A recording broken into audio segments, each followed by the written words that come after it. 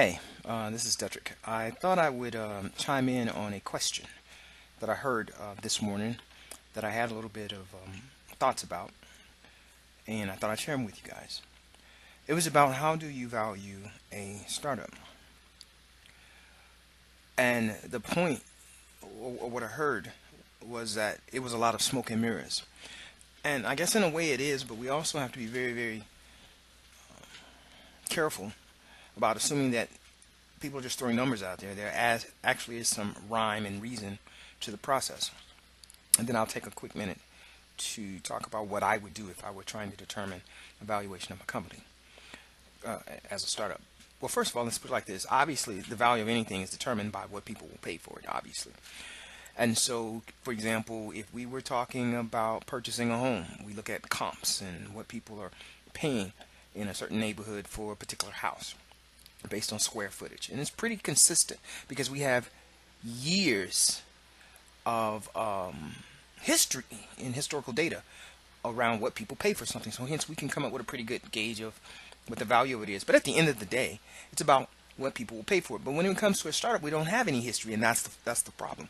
So I think what happens is I think investors, rather than looking at your startup in particular, sort of kind of looks at what startups in general are doing that are at your stage, and what they're being valued at.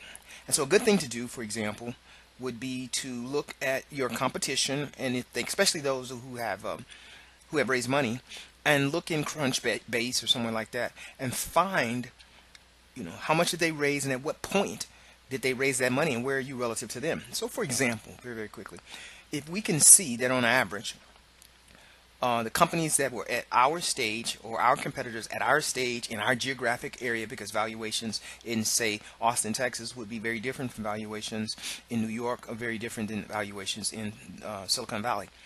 But we can look at what deals are basically being priced at. And so if people are raising $100,000, for example, right, and they're giving up 10% of their company, then on average that means that these deals are being valued at around $1 million.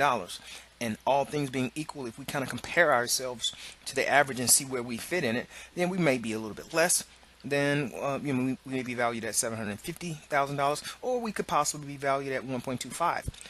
More importantly, we now get a gauge based upon the comparables until there's some revenue. Now, of course, when there's some revenue, we begin to look at things like multiples of revenue, and there are various different types of models to determine valuation.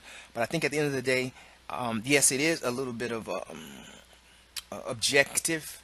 I'm sorry, subjective, um, based upon a ton of things. But there is some very objective data out there, and so the best thing to do as a startup entrepreneur and a first-time, early stage entrepreneur is to look at what other deals are garnering, what the other valuations are around the thing that I'm doing and in my area, and then go from there.